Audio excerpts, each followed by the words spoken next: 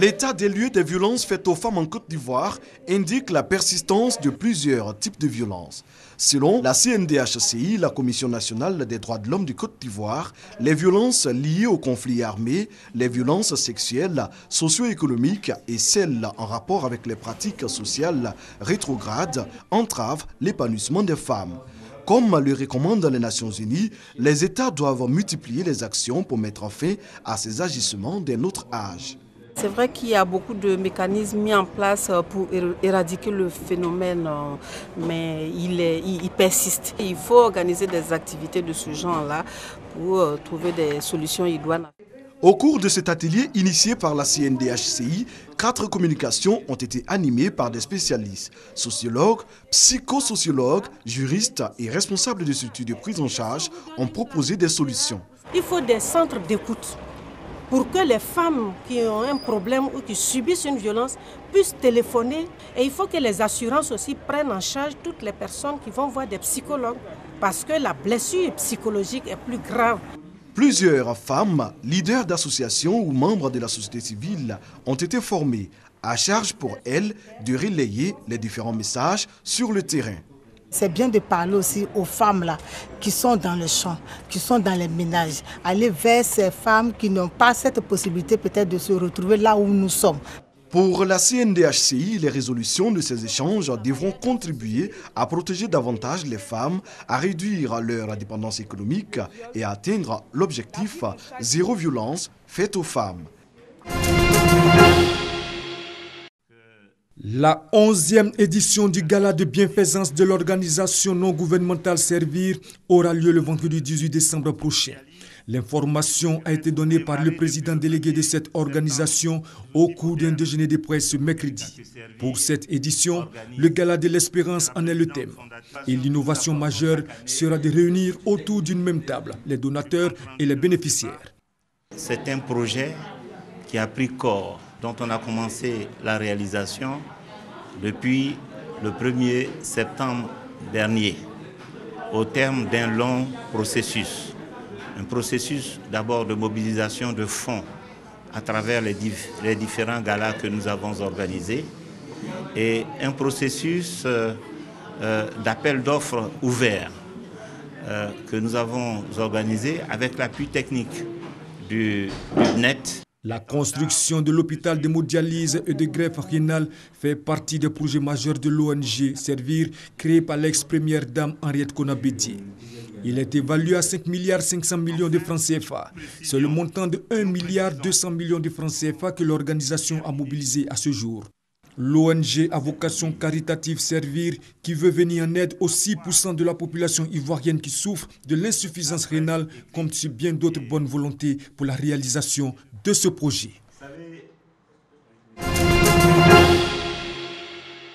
60 ans pour le cadre moyen et 65 ans pour le haut cadre, tels sont les âges requis pour faire valoir ses droits à la retraite en Côte d'Ivoire.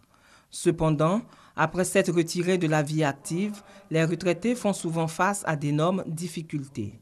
D'abord, les difficultés de santé. Le retraité du secteur privé a une vie beaucoup plus précaire que celui du public. Je ne vous cache pas, il y a des retraités du secteur privé qui touchent 8 000 francs par mois. Vous trouverez même des pensions de 5 000 francs.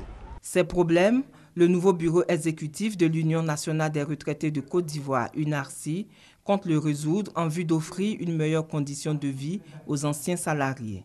Les instances dirigeantes de cette union ont donc été investies ce mardi à l'issue d'une assemblée générale ordinaire.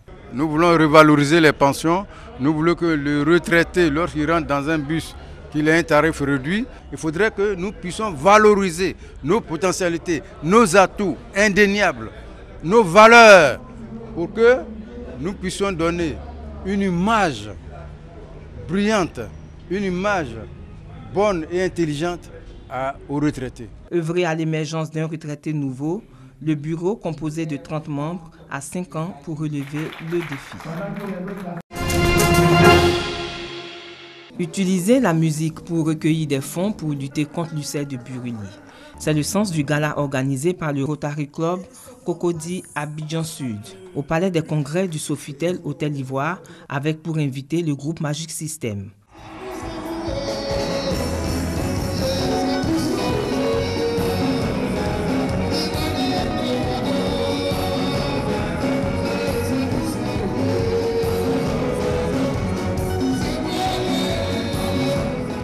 Au cours de cette cérémonie, la ministre de la Santé et de la lutte contre le sida a réitéré la volonté du gouvernement à éradiquer la pandémie en Côte d'Ivoire.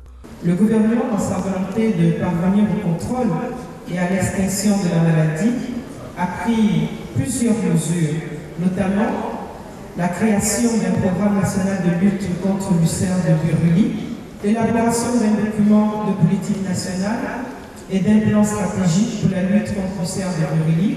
Je voudrais donc saluer le soutien du Rotary et saluer le groupe musical Magic System.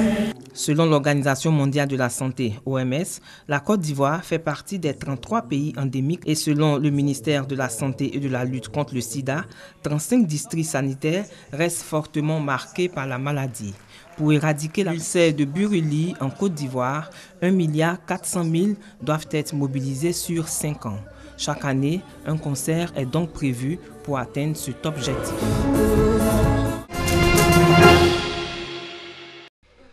Si on lui avait dit il y a 1 an qu'elle réduirait ses déchets de plus de moitié, André n'y aurait pas cru. Aujourd'hui, quand elle prépare sa salade, les épluchures vont directement au compost qui servira d'engrais naturel pour son potager. Dans ses placards, exit les emballages. D'un coup d'œil, elle sait ce qui lui manque. Un nouveau mode de vie qui a même permis à cette famille modeste de faire des économies. Parce qu'avant, je dépensais 500 € par mois de nourriture, produits d'entretien, tout compris dedans, mais je dis par mois, je finissais pas le mois. J'en avais que pour 3 semaines. La dernière semaine, je ne savais pas comment j'allais faire pour acheter à manger. Donc c'était compliqué, très dur. Qu'aujourd'hui, maintenant, je dépense 250 € par mois, donc je fais mes 4 semaines. Depuis le début de l'année, André participe au projet Zéro déchet, lancé par la ville de Roubaix. Ancienne ouvrière textile, aujourd'hui au chômage, elle a suivi plusieurs ateliers et fabrique elle-même sa lessive. Dans sa penderie, il n'y a plus que le strict nécessaire. 100 autres familles se sont portées volontaires. L'objectif, réduire de manière significative la part de déchets non recyclés. Aujourd'hui, le bilan est plutôt positif. Au bout de 1 an, on a en fait une réduction de plus de 40% de la production de déchets résiduels pour 70% des familles et même plus de 80% de la production de déchets résiduels pour 25% des familles. Au final, la moyenne de production de déchets résiduels des familles zéro déchet, elle est de 58 kg par an et par habitant, là où la moyenne roubaisienne est à 243. Petit à petit, certaines écoles et commerces de Roubaix s'y mettent aussi. Dans le restaurant de Charlotte, le mot d'ordre, c'est la chasse au gaspillage. Quand le pain sèche un peu, je le coupe en petits morceaux, je mets du sel, du poivre, un peu d'huile d'olive, ça devient mes croûtons que je mets sur mes soupes, dans mes salades, donc ça fait un crouton top qualité. Et s'il est vraiment vieux, je le mets dans des sacs en papier, je le donne à une amie qui a des chevaux. Son nouvelle famille devrait participer au projet l'an prochain, mais pour André, tout n'est pas encore parfait. Elle attend désespérément l'ouverture d'un magasin de vente de produits en vrac à Roubaix, pour encore réduire sa consommation d'emballage.